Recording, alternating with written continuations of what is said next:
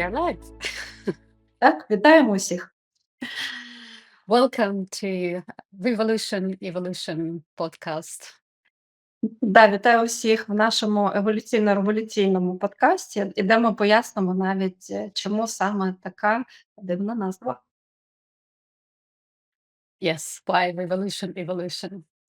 Okay, so last time in our first ever podcast, we discussed what is the topic, what is the main theme of the podcast, and what are we trying to achieve here, what are we trying to bring to the audience.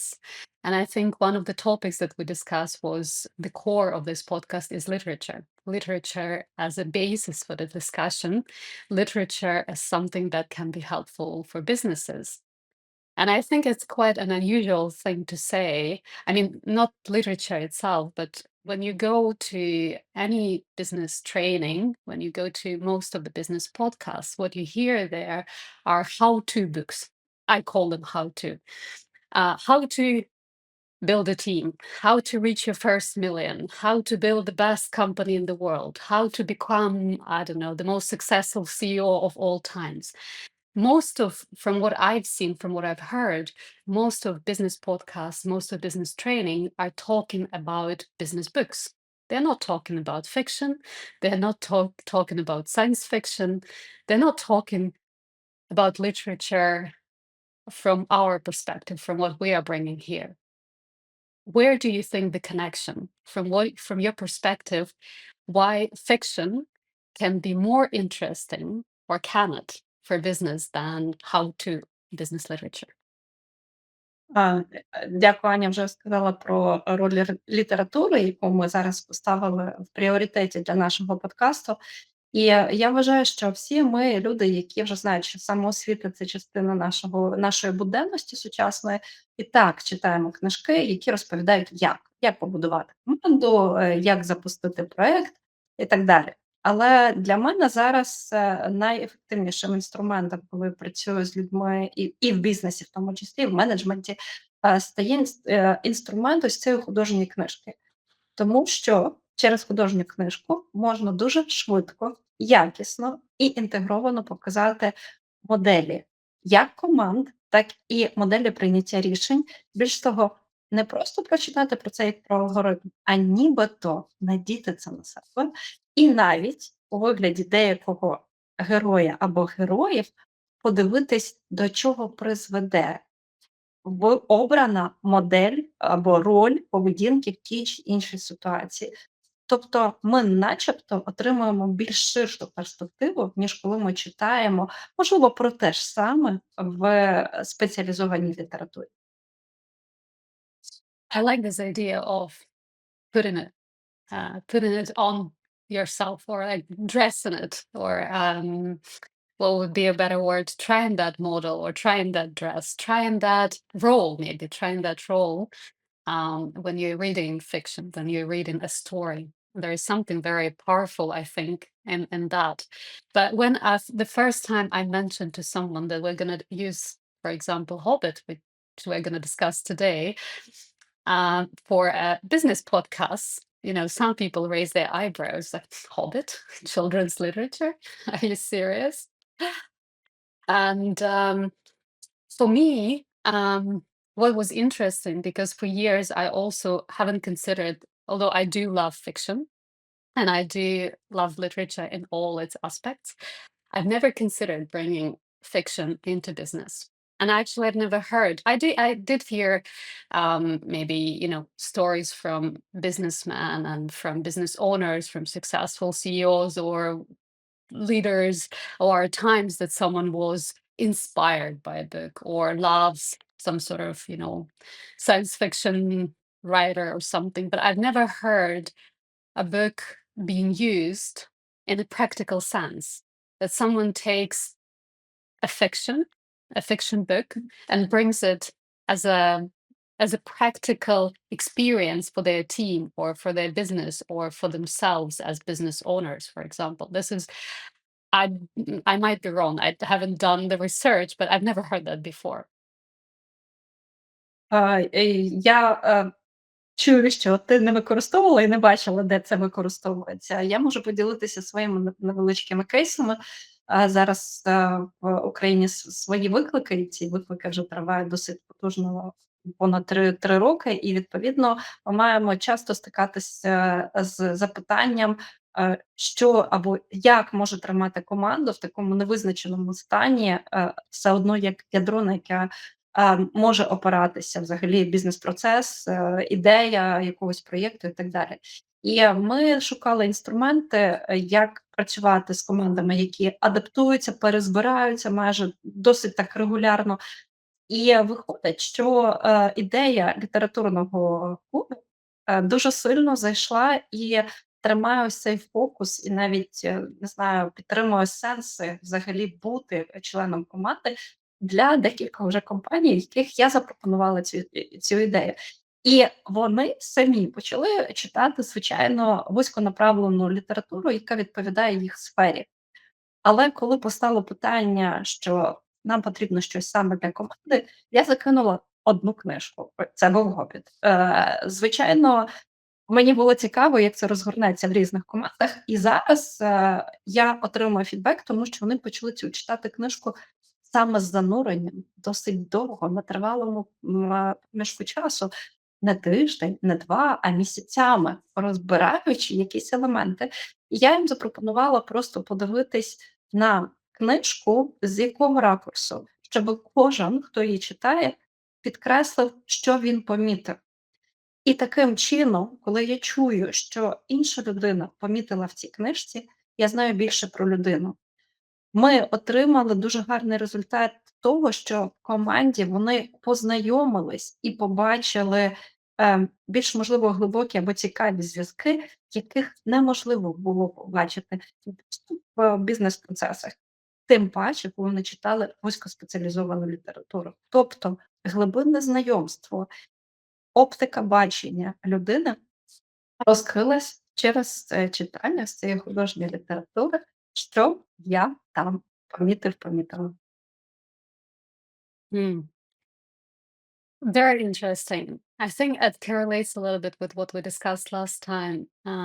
This idea, this approach that you brought into my life, of reading a book or looking at the book as a meeting with a capital M, as a meeting with something or someone. Yes, as a conversation, as a discussion, and a meeting not necessarily only with the book itself, but also with yourself while you're reading the book.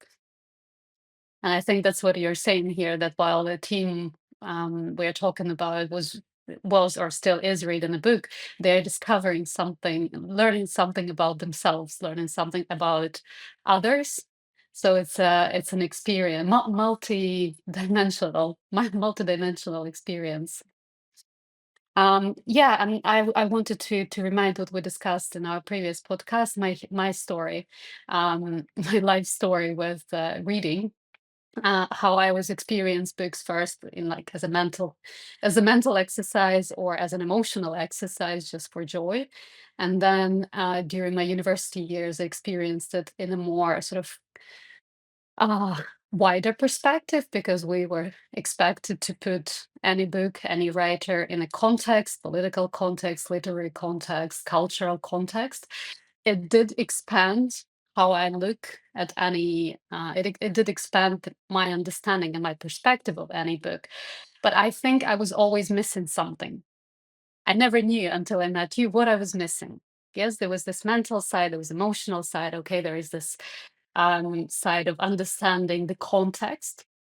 But there was always something that I have never seen before until I started discovering your approach. And what I was missing is life.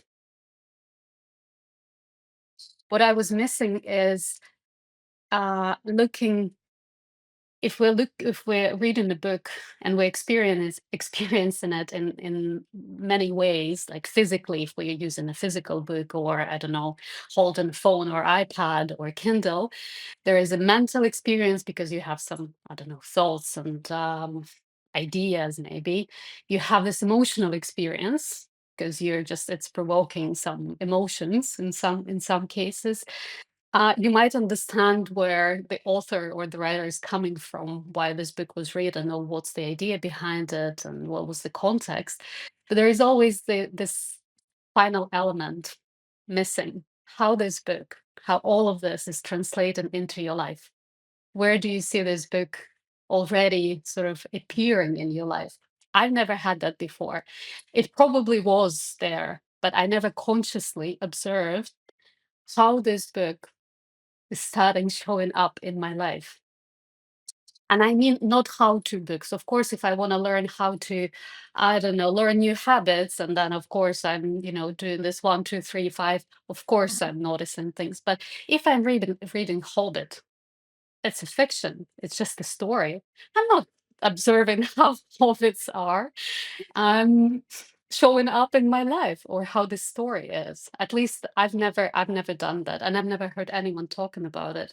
So when you brought this approach to me, and actually the first book I read with that approach was Hobbit, it actually created a very special, intimate, if I may say, relationship, very, very special relationship for me with Hobbit, because it was the first time when I was looking at it in a very wide perspective, in a very multidimensional perspective. And some funny things started happening when I started reading it, which I haven't expected. Of course, I haven't met any hobbits, or I don't know, elves or wolves, running around. But there were things, patterns that starting showing up that I have not expected. And first time I thought, maybe it's a coincidence. Not that I believe in coincidences, but sometimes it can happen. But then I was reading it second time, and the same thing happened. And then I started recommending the book to my clients, and funny things started happening. They had the same pattern. They had the same um, not reaction, but the same sort of model appeared while they were reading it. And I found it fascinating. It was something that have not expected to find, to learn or to see. So this book, and I was just, that opened up such a massive curiosity in me. What else can you find out? What else, other books like, other books like that, other fiction or um, books can what else can you discover? What else is out there? It was an absolutely amazing experience. And I've never seen or experienced anything like that before. Дякую за те, як ти описала свій досвід, знайомства, зустрічі з книжкою. З І одночасно питання про контекст. Я себе зловила на тому, що якби я кожному, не знаю, людині, якій я раджу почитати Толкіна, розповідала про контекст, про цю неймовірну людину, глибокого філософа, який і в ці літературні, речі склав просто пластами, як ти говорила, багатовимірність, сенсів, зберіг, деякі автентичні, назви, імена, створив, звичайну мову, нібито для розмови різних, істот, але яка має присмак тої чи іншої традиції в етногенезі того чи іншого народу. Тобто, якби я показала цей весь контекст, я впевнена, що люди би скоріш за все включалися до "Хобіта" швидше, тому що вони би бачили: "О, це ж філософський трактат, це вже не просто, література для дозвілля, це, література для думок, для того, щоб сформувати, своє нове бачення". Але я зумисно, в якийсь момент зупинила себе і перестала робити, наголос на цей контекст. Тому що є речі, до яких ти маєш дорости. І ми з вами, мабуть, кожен потрапляв хоча б раз в житті ситуацію, коли приходила книжка, але вона була невчасна. Тобто, насправді вона була вчасна до тих ситуацій, які з тобою відбувались в цьому ж житті, але ти не міг, не могла прочитати це, побачити. І тому книжка відкладалась. Здавалось, що це не її зараз час, і взагалі на це не варто витрачати зараз свою енергію і силу. Потім проходить час, потрапляє ця ж сама книжка тобі до рук, і ти розумієш, що якби ти прочитав її тоді, побачив ту глибину, то, можливо, би ти по-іншому прийняв якісь рішення. Або, можливо, ясність ситуації, яка з тобою відбувалась, до тебе прийшла ще тоді, а не зараз, коли ти можеш зробити саморефлексію через 5 років по тому, як сталася якась подія. Але так само, як до певних людей, так і до певних книжок нам варто дорости. Нам потрібно бути готовим. І, звичайно, гарні речі, я вважаю, Гобіт і Толкін як автор, це те, що буде з нами дуже довго, а може стільки, скільки буде людство, тому що там дуже багато захоплень. Я розумію, що є книжки, у яких менша глибина, навіть якщо це буде суперактуальний контекст, але ми маємо розуміти, що як книжка, так і людина може бути провідником до певної глибини. І поки ти не готовий як учень, ніхто і ніщо не може тебе супроводити.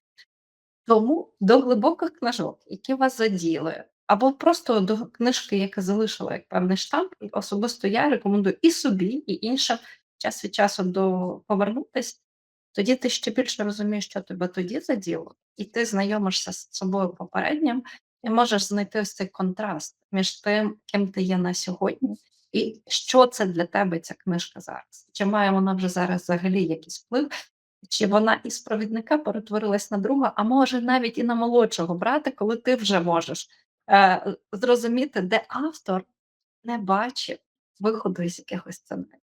І є небагато авторів, до яких ти можеш повертатись все життя і бачити, що він віднайшов максимальну кількість сценаріїв, які так тобі все ще невидимі. Тобто він перейшов на інший щабель свідомості, і тобі є чому навчатись. Тому я би так сказала, що в моєму житті були книжки, до яких мені довелось повертатись, саме під словом довелось. І Хобіт і Толкін це один із тих авторів, до яких мені довелося з великим соромом хоча б собі зізнатись, що в мене не вистачило не тільки фокусу уваги, не тільки концентрації, але й мудрості, щоб побачити те, що там лежить навіть на поверхні, навіть без контексту, що це доктор філософії написав. І це для мене кейс, така підсвітка, що є речі, до яких треба дозріти, і я можу чесно собі сказати, коли я до цього готова, коли ні. Ця чесність з собою, вона теж варта того, щоб зустрічатися з книжками. Absolutely, absolutely. And I think more we are talking now about Hobbit or about this journey we're taking with books that have that great depth and great things awaiting for us.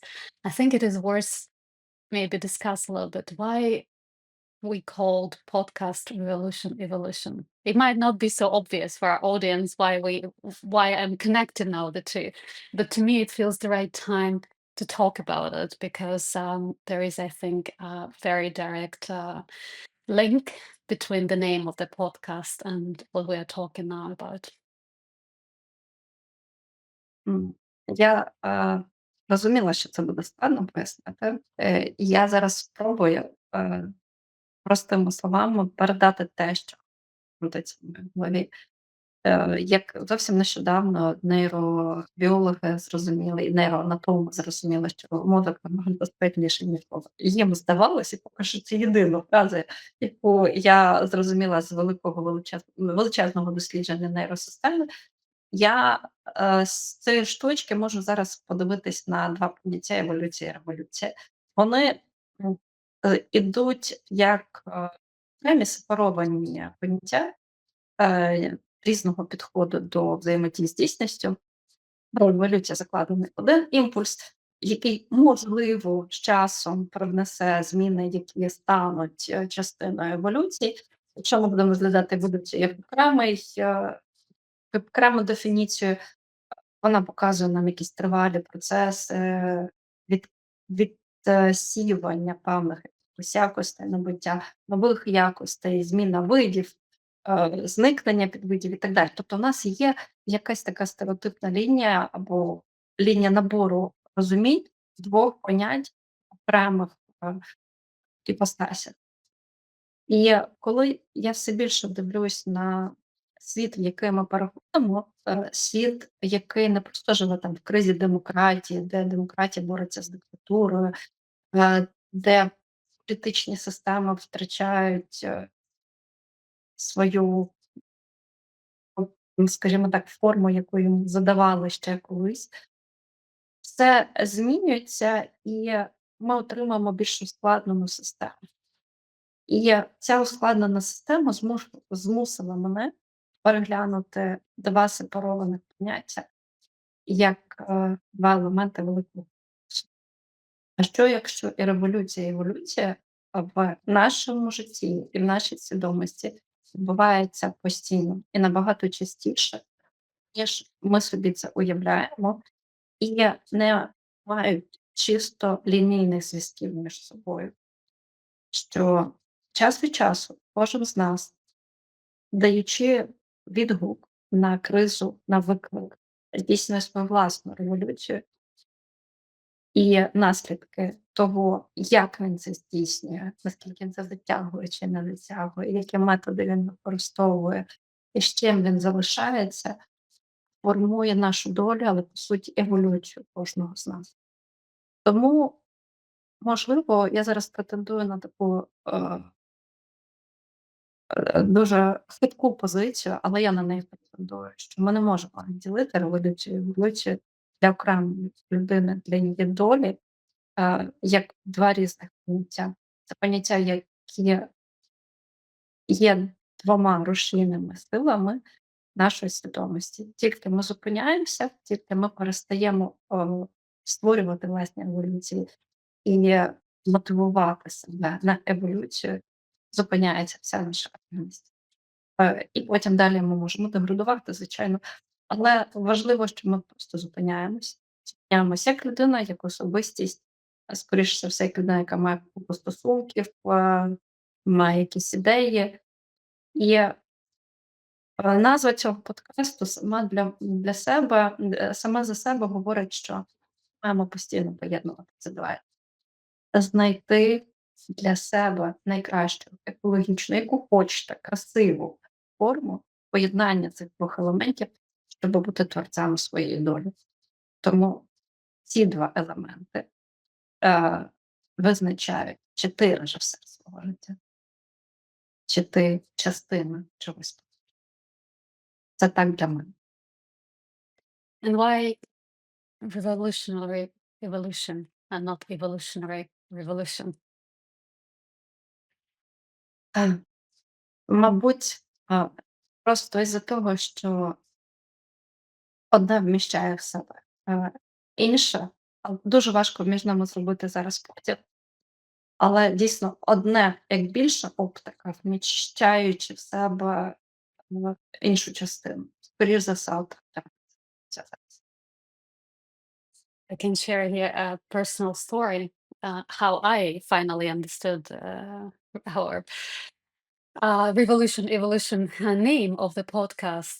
So we've been discussing podcasts for a while, and I knew the name, and of course I did understand the perspective of what you were just explaining in a general sense, of humanity and society and people. But it's all great when you understand all those things, but when there is no personal experience, when you don't bring it towards yourself, it's always, there is always something missing. Because what about you? What about me? So there was this, I think, half a year after we started discussing our podcast and the name of it. I was doing some self-reflection work, and I was just thinking about all the key moments of my life, all the key points which changed something, something, the points of growth, or something that was so significant that after that, my life has changed in certain ways. So I was doing, like, I was drawing a diagram, if you want, of those points and when it happened and how I felt around that, and what was the outcome. And when I looked at that diagram, let's call it, at that picture, what I realized is that up until now, up until recent years, my strategy had a very specific pattern.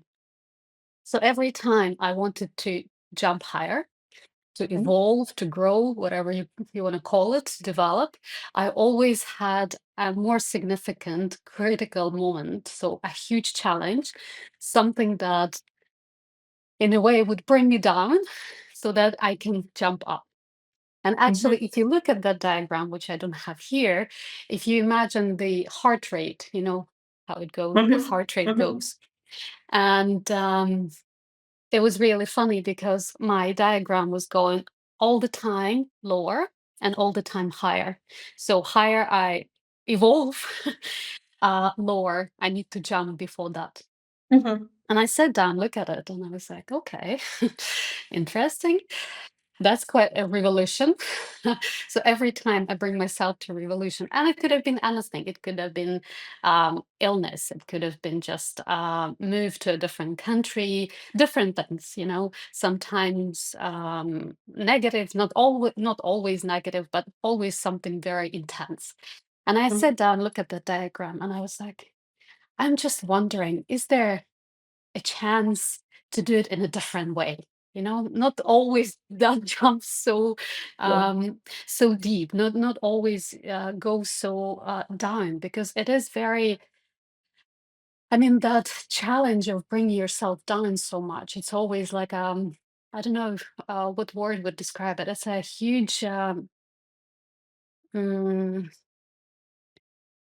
not just intense, it's a But it it's brings. about strategy, drama or something like Yes, that. it's this massive drama where you have to go through this. Oh my goodness, you know, my Mhm. life is gonna end, and then you jump to that next level where you're so proud of yourself and all of that. And I was like, exactly that. I was looking for the word drama, and I was like, can I do the same? I still want to evolve. I still want to grow. Still want to develop, but can I do it without drama, or a bit of a less drama? You know, is it possible? And I remember that day I recorded your message that I finally understood what you meant about revolutionary evolution. I want to evolve, but through a moderate circle, so like a spiral, do it consciously and continuously, and not waiting for flood to happen or Mhm. illness to jump on me, or some whatever, some drastic events happening. Can I do it? Yes, I can. And this was a moment, those bold moments when I realized this is what the podcast about. This is what you mean by revolutionary evolution in our life. And I don't need to go into a big picture of the world and humanity. I'm talking about my life. I can grow, but do it differently. Without this revolution, like a massive revolution with blood and sweat and tears all the time, and just, continuously evolve. But it does take lots of time and effort, because you need to do it all the time. Like with that book that you read for a long time, experience it, understand it, go deeper into it. It's a continuous work. With revolution, you can pretend nothing is happening, and then the world starts collapsing. Here's a revolution, and you then have to do something. And with the approach that you are bringing, and this is how I understand it, correct me if I'm wrong here, but you can continuously work with it. And then there is no need for that blood, tears, and sweat. Maybe in some moments, but I think in most moments there is no need for that, because you're continuously sort of evolving and growing and developing without drama. Yeah. Е, Ти розказала настільки класно, що насправді, дуже просто, що можна жити без драми. Тобто виходить, що або ти чекаєш, поки драматична революція, змішає тебе з рядом обставин або проблем, або ти задаєш тон, по великому рахунку контрольованій революції, яку ти створюєш час від часу в своєму житті, по своїм ресурсам, по своїм, вимогам, і таким чином рухаєш еволюцію. Ну, якби я не маю що додати, так що дякую за, те, що саме на своєму прикладі аналізу життя ви побачили цю діаграму. І я думаю, що дуже корисно почути іншим людям, які можуть, з таким же успіхом зараз усвідомити, що в них є, велика різниця між тим, куди вони падають і знов стрибати. І виявляється, що можна якось інакше. Дякую за цю чесність і за те, що говорила речі, які я думала, просто багато хто боїться сам собі в цьому зізнатися. So, Revolution, Evolution, and Hobbit. Так, And we did mention it quite a few times today, although we didn't introduce at the beginning that is going to be the topic of our podcast today. But I think it's the time has come. It's the time to make it official. Hobbit is the topic of our podcast today. We did mention it a lot in many perspectives, my personal stories, your personal stories, Tolkien, and in a general context of our podcast. But I think what I feel right now that it is already inviting us in. It's time. It's finally time to bring this third guest, so to say, into this podcast. You know, it's already waiting to be invited, so to say. So, a Hobbit. так. Um, where do you feel would be the best um, point to start diving into Hobbit? Я думала про це, тому що насправді я розумію, що не хочу тільки одну програму присвятити "Хобіту", але я сама себе здивувала тим, що я мала багато думок, з чого почати. А, і тим паче ми довго готувалися до цього подкасту. У мене був час подумати, і дивовижно, як це розгорнулося зараз. Я пішла би з тої сторони, з якої в основному я завершила з "Хобітом", коли працюю з кимось і даю це себе як матеріал для роботи. Я задаю таке запитання: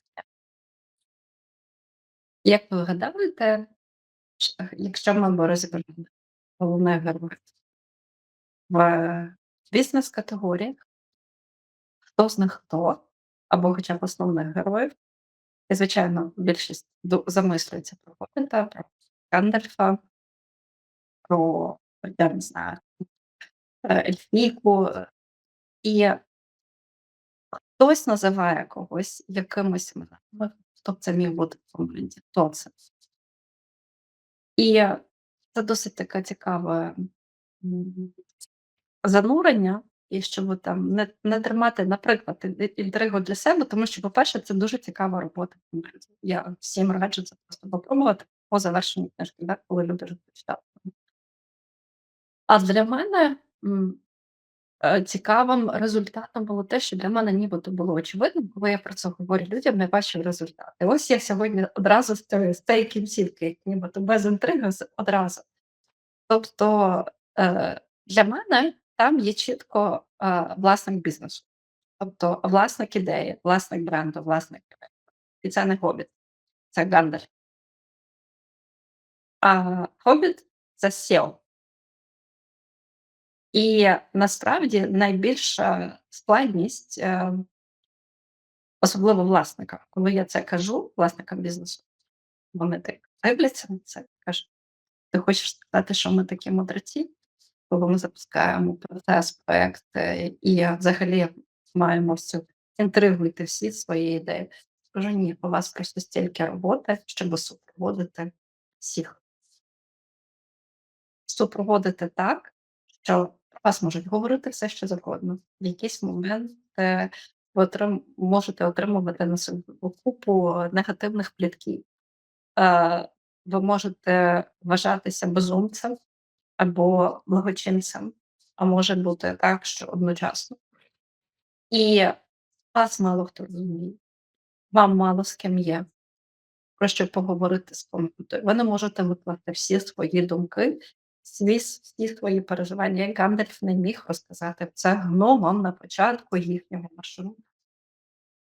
Але саме ви тримаєте ось цю точку, цей фокус. Для чого взагалі це все?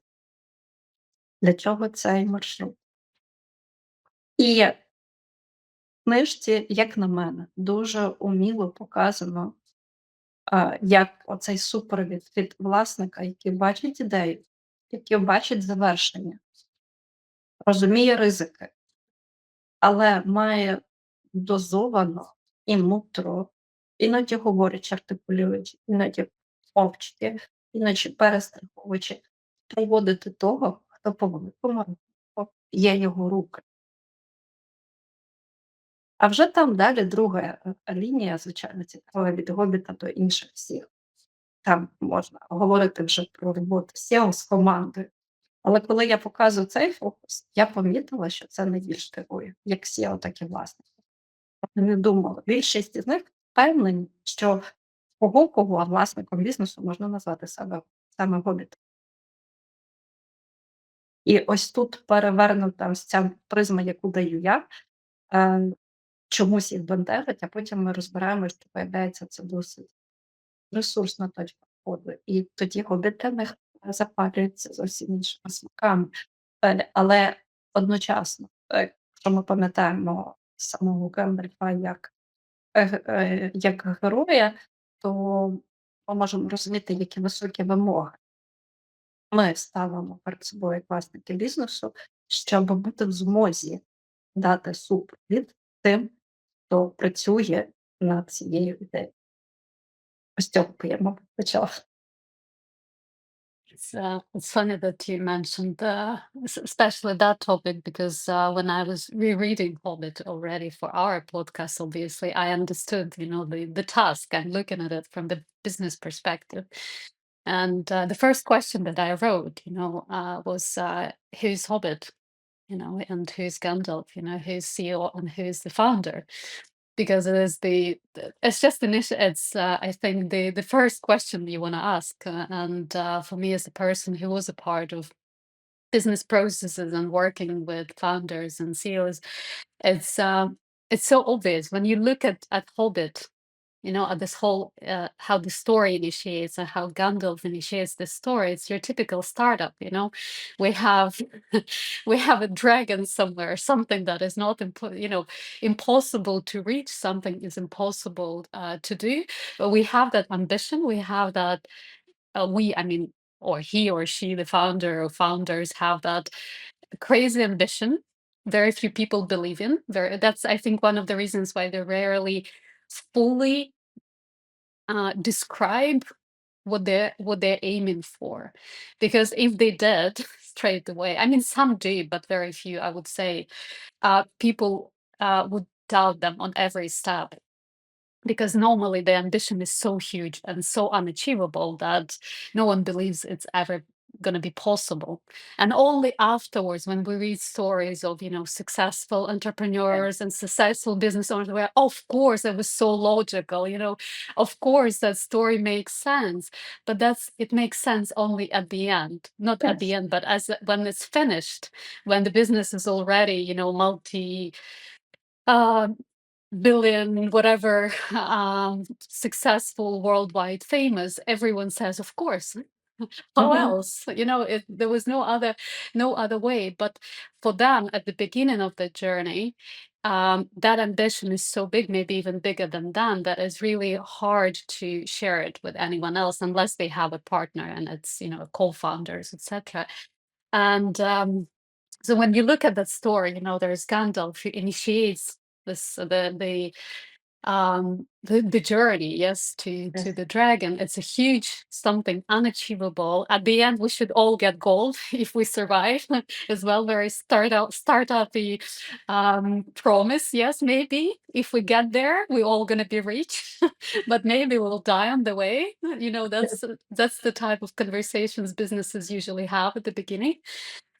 And then yeah, so Hobbit, for me personally, Gandalf was an obvious co-founder, or founder of a process or initiator, because of Yes. the size of him and the magnitude and the way the perspective that he has. And he obviously sees way more than any of them. But Hobbit, this is where my question was. It's not your typical CEO. It's if you think about dwarves, they're huge and they're warriors and they're all experienced. You look at that team, yes, the team. And here, Hobbit, he's never left his house. Has very, I don't know. I don't think anyone even sees any specific skills that he can bring into the team. You know, some person, Hobbit being scared of everything in the world, and suddenly him, CEO. And this is where I think I had most fun just observing how that was evolving. Because I think even within the story, how the team was looking at him, I don't think Мгм. they looked at him as a CEO Мгм. until nearly the end of the story. Because for them, the logical CEO was what was his name? The heir of the throne, oh, the main dwarf. Тобто головний з гномів, так? Yes, the king's son. He was Так, так, так, так. That's who you На жаль, expect забула, as a да. CEO. Yes, he is. Так. Yes, he is he's the leader. He's the Так, leader. він нібито He має всі ці чесноти, які Yes, he необхідно. has all the qualities. He has all the qualities that we imagine CEO should have. You know, he is a great leader. He has many skills. He has an experience with, previous things that they've done before. He has respect of the team. He has everything. And suddenly Gandalf brings Hobbit. For them, they think that he brings him just as a part of the team, or maybe even just like a consultant on the way. Yes. But Gandalf brings him initially before any of them, Мгм. even Hobbit himself sees it. He brings him already as a CEO, and this I found amazing because he's an opposite of what you can imagine as a CEO. He has no qualities when you look at him initially that CEO should have, and yet he succeeds. Так, але тут цікава історія, що саме Гандальф бачив, всі ці зачатки тих якостей, які будуть необхідні на складному шляху, і які Гобіт якраз і виявив в процесі цих викликів. Тобто виходить, що, ми маємо ти гарно дуже описала те, як ми бачимо світ, або як ми звикли дивитись на світ. Але насправді ось ця ставка на нього як на SEO, то виходить, що, у Гандальфа є більше розуміння, тобто як у кофаундера, на яких моментах мало хто впорається. Тобто команда не впорається, і саме тільки в цю точку потрібно включення ось цього невидимої якості, але дуже рідкісної якості, яка була у Горіка. І якщо ми ти вірно сказала, що в кінці, да, можна його таким назвати, да, це все так нібито стає очевидним. Але саме основне, що на будь-яких викликах він проявляв рису бачити перспективу і бачити всіх разом, не бачити фрагментарно. І ось це історія, яку виходить, що ми маємо щитувати, попрограмувати всі заздалегідь. Інакше все рухне. Просто все буде знищено. І що важливо, що я підкреслюю, бачиш, я кажу SEO, це українська вже нехай буде воно так буде звучати. А важливий момент, який не люблять, до речі, люди на цих посадах, а, до певного моменту. Не розуміють, наскільки це важливо, і це вже я тоді називаю мудрістю. От ставати невидимим і вирішувати питання, будучи точкою, з'єднання невидимим середовищем, щоб не грати першу скрипку, а стати цим місцем для того, щоб оркестр взагалі відбувся. Ось ця риса і є основною для цієї позиції. Хоча так прийнято в світі, що обирається людина саме з протилежними рисами, де вона може десь авторитарно, десь, досить так з гучною маніфестацією наголошувати на власній думці. Або обирати серед запропонованих в команді якусь свою і обирати все одно своїм голосом, і таким чином, е, бути драйвером в процесі. Але тут в книжці показано зовсім інший, більш важливий елемент, який проявляється тільки в кризах, тільки в величезних викликах. Коли голос його стає не просто тихим, а полем для звучання голосів всіх, і він не дає випасти ні з цих голосів і бере не те, щоб удар, а місію бути, можливо, не першим, зовсім не першим, а навіть невидимим, щоб віднайшлись рішення і точки з'єднання усіх. І ось цей елемент, я з тобою згодна, що протягом всього читання книжки він постійно стає нагору. Подивіться, ось що за чим Гамлет пішов, ось за чим. І зрозуміло, що тут скрита ще один момент. Як ми обираємо людей на посади, як вони себе презентують. І як в даному випадку Гандальф обрав людину з якостями і під нею сформувалась посада. Тобто він бачив потенціал, він не знав, чи він спрацює. Але він робив все, щоб саме цей потенціал був проявлений.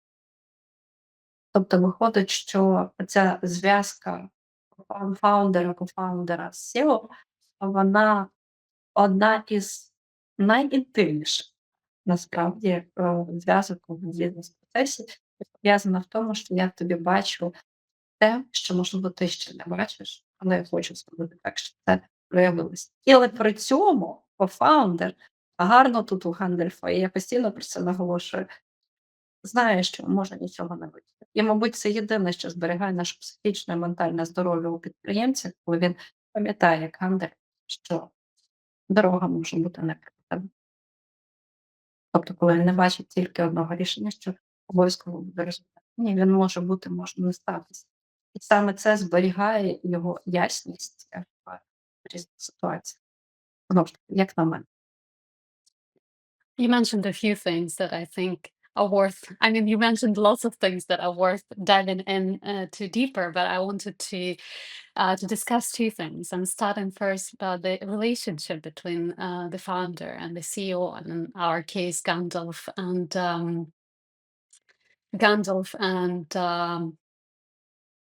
Bilbo. Так. Gandalf and Bilbo. You did mention that their relationship is the most important and the most intimate in a way. Would you call it a mentorship, or is it something bigger than that? Я думаю, що іноді це дійсно чисте менторство, іноді це спостереження і здивування. Не забуваємо, що Гандальф для себе відкрив якості в цілому гобітів як щось унікальне. Тобто тут, мабуть, і потрібно підкреслити, що Гандальф не полишав думки про те, що він не все тобто це постійне доздивування давало можливість неймовірному сценарію. Тобто тільки би Гандальф допустив думку, що він вже все розуміє, він все прорахував, як книжка би не сталась, тому що сюжет би колапснув ще на початку. So this, if we're talking about founders or the founder Gandalf in this case, now this moment of always remembering that no matter how big is your perspective, no matter how many, that you do see more than anyone, most probably in your surrounding, this moment of remembering that you cannot possibly know everything. This is what keeps um what the system, not the system, what is it? Does it keep, is it something that keeps him, her sane and also open to see more? Or is it something else? О, це ти підняла дуже цікаве запитання, і зараз я бачу, що насправді як і в книжці, так і в житті це цілий комплекс ролей, які вони між собою грають, і неможливо визначити одну, тому що там є дійсно і те, що ти підкреслила, менторство, це 100%, іноді прямо дружба, а іноді і підлеглі стосунки, де Гандальф бере, як і кофаундер бере а, волю і владу в свої руки і проголошує якісь речі, а десь робить вигляд, що він готовий обманювати. і закрити на щось очі. Тому я вважаю, що це такі найскладніші стосунки, тому що це суміш усіх ролей. І, можливо, із-за цього я використала слово "інтимні", тому що тільки, мабуть, ще коли у нас є дуже близькі, стосунки, чи то кохання, чи то дружби, ми можемо грати таку велику кількість, ролей для однієї людини. Ось тут те ж саме. Е, і я навіть вагаюсь зараз сказати, про що їхня ітерація конкретна. Ну, це неможливо, це шлях. І саме тому, скоріш за все, і у SEO є не тільки там відсотки, бонуси і так далі, але й часто ми чуємо про історії, складних і гучних скандалів між, власниками, між бордом і, SEO, і вони змінюються з теж кризами, скрипами і скандалами, тому що ми переходимо там за межі чисто бізнесових речей дуже швидко.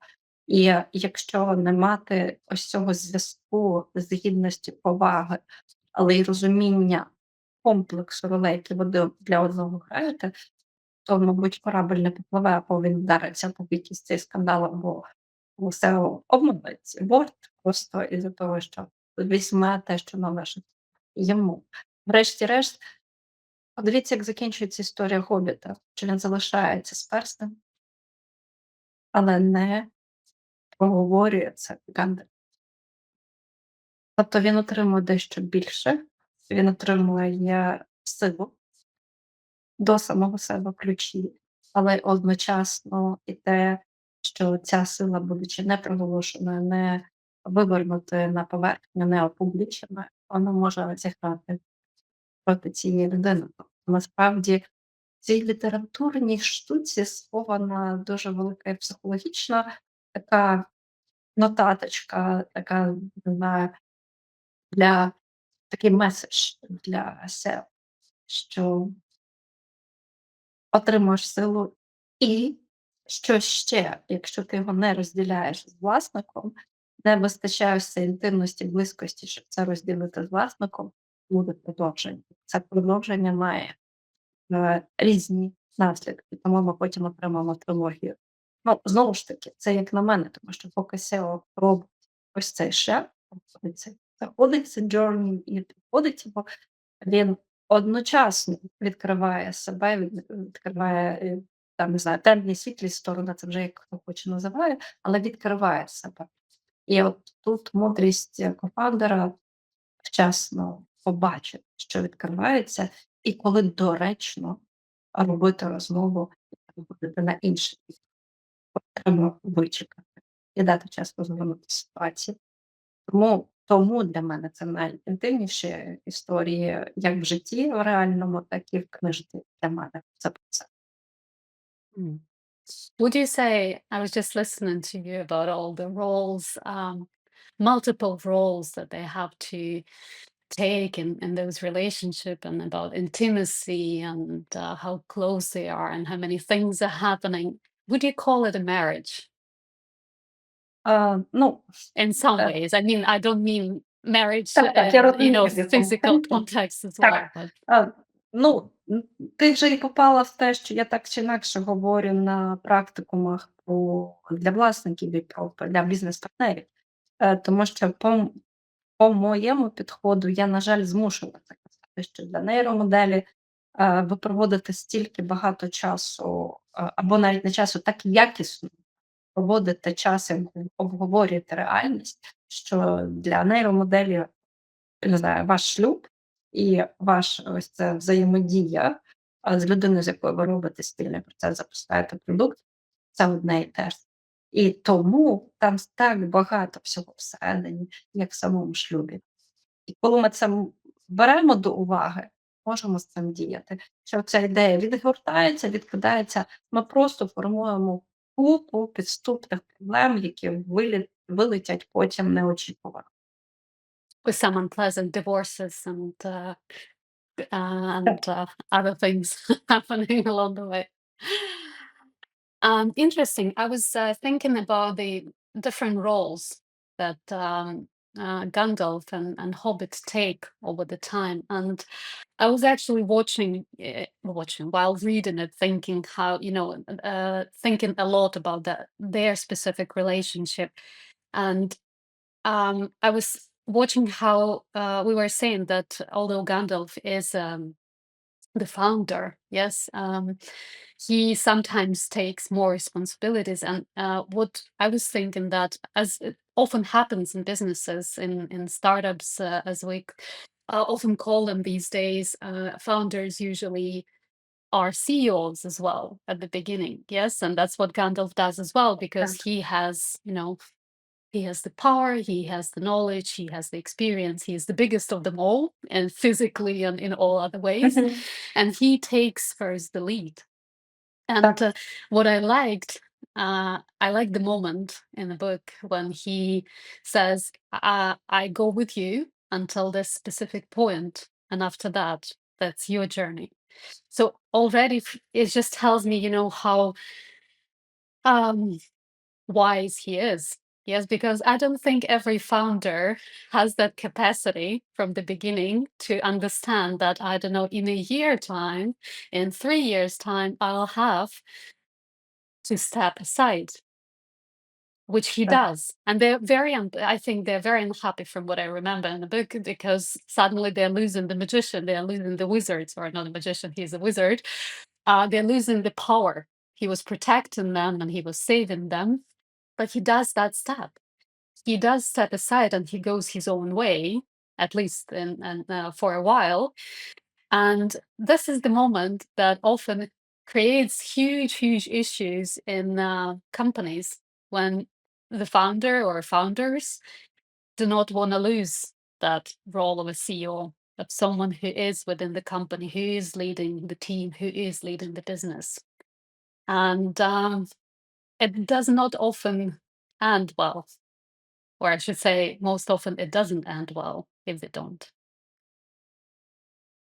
Ну, я тобі дуже вдячна, що ти підкреслила саме цей момент, тому що, бачиш, я би його чомусь упустила би зараз, можливо, із-за того, що це дуже болюче. І, те, що ти описала, це і є ось ця першородна криза.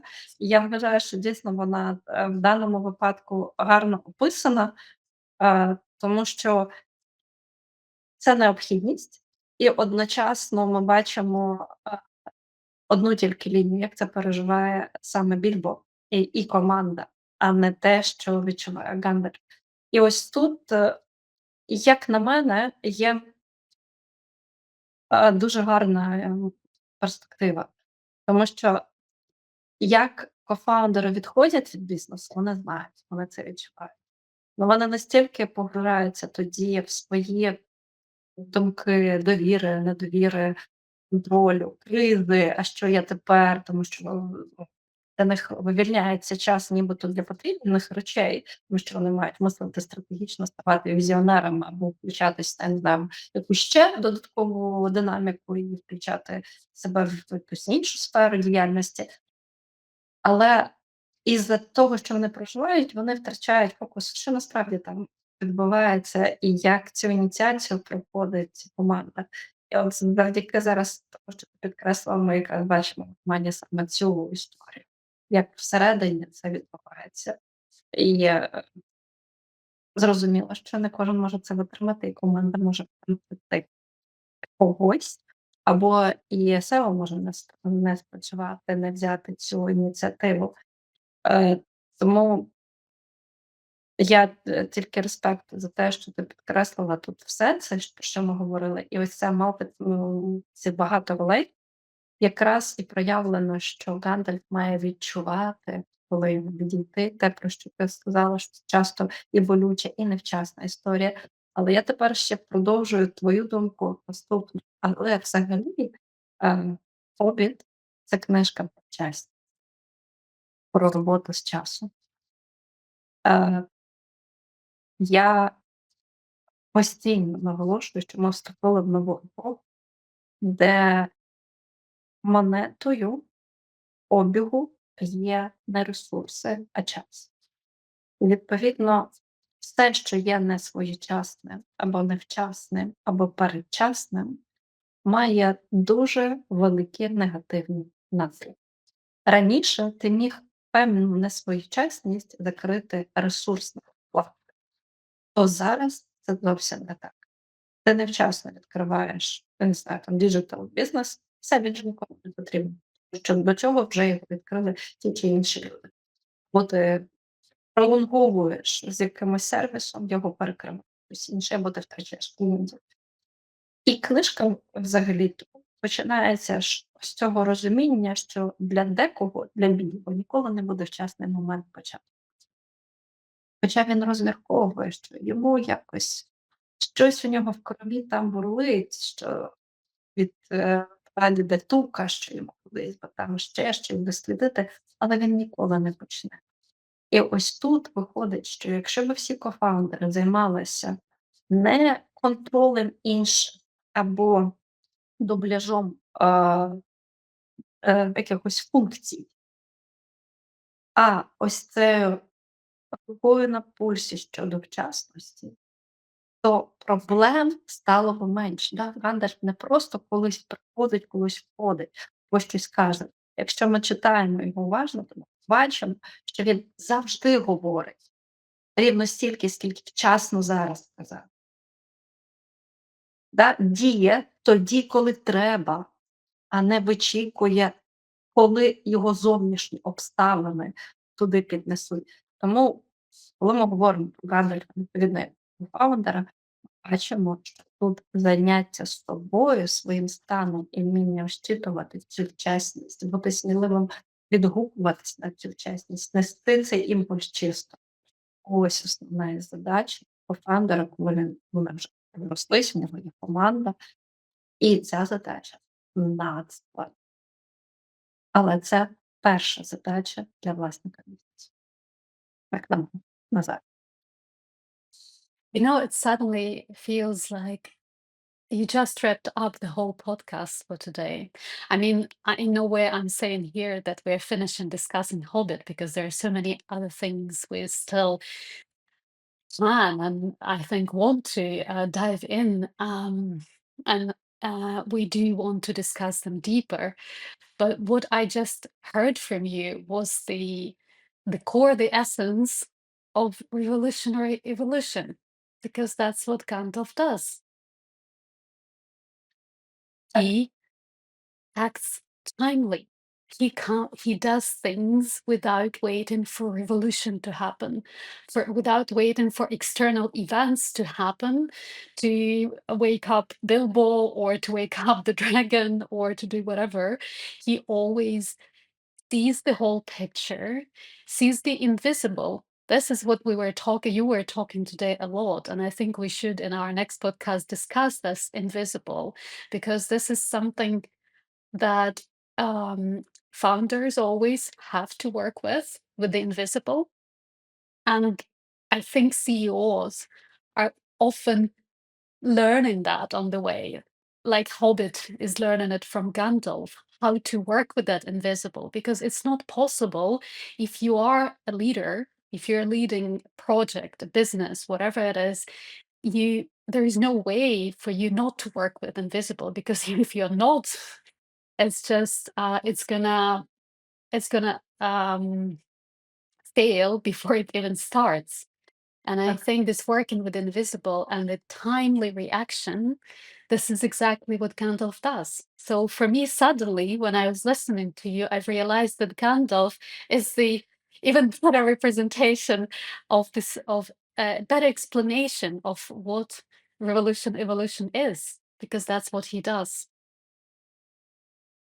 Ну, я тобі дуже вдячна, що ти зловила цей момент, тому що зараз ти мені вже подарувала осяяння. Але дійсно, революція з'єднується на точки, хто приймає рішення, хто вчасно запускає процеси. І виходить, що ми тут будемо працювати з часом, як з полотном, але ти можеш працювати з часом тільки коли у тебе є достатньо свідомості з цим працювати. Тоді дії вчасні, думки чи вчасні, артикуляція чогось вчасна. І тоді ти ідеш, крокуєш, а не тебе несе якоюсь невідомою хвилею, яка може спочатку несе і в гарному якомусь стані атмосфері, а може занести взагалі за поворот, який ти не обирав. Виходить, що ми зараз дійсно замахнулись на те, що будемо працювати з володарями часу. Той, хто дійсно хоче, має зухвалість, сміливість, мудрість взяти цю субстанцію в роботу. And I think this is a good topic that we can take from here onwards, because recently, especially with my clients, I hear the question, how to work. We all hear about this VUCA world, unpredictable, everything. There's lots of unknown, how to make decisions in that unknown, unpredictable, volatile world. And I think this is the answer. I think Tolkien, out of all, and Hobbit, and most probably the Lord of the Rings as well, are offering us the solution, the answer to that question. Так, дуже дуже, скажімо так, щасна людина, яка переварила, різне з Другої світової війни, бачила свої революції і революції або не або деградації в суспільстві, залишила, чимало нам концентрованих меседжей. І зараз ми з тобою тільки, розпаковуємо, тому що живемо на стикви. Uh, I thank you for today's podcast. I think I don't know about our audience, but for me it was immensely interesting, and there were some surprises I haven't expected to hear or discover myself. So I hope it was just as interesting for those who were or will be listening for us. And I thank you all, and Olga, I thank you so much for this beautiful journey that we are walking together in this podcast. А я теж в свою чергу можу сказати, що я не очікувала, що ми десь розкриємо, і завдяки тобі ми побачили це ядро, справді, яке ми збираємося нести крізь, кожну з програм. І я тобі вдячна не просто за мандрівку, а за думку, тому що так, легко, залишаючись собою, не боючись своїх думок, можна говорити лише з другом. Тому я дякую Ані і, можливо, те, що відбувається тут з нами, між нами, надихне вас на те, щоб ви відчули цінність дружби і почали знайти це в своєму такому житті, тому що, мабуть, цінніше книжок є лише друг. There is nothing I can add after that. Thank you so much. Дякую тобі.